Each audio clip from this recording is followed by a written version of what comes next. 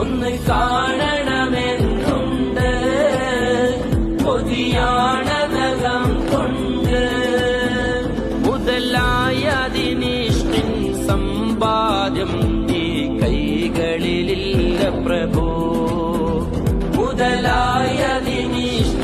സമ്പാദ്യം ഈ കൈകളിലില്ല പ്രഭു മുത്തയാ പൂമുഖം കാണാൻ ഞാൻ ആശിച്ചോട്ടേ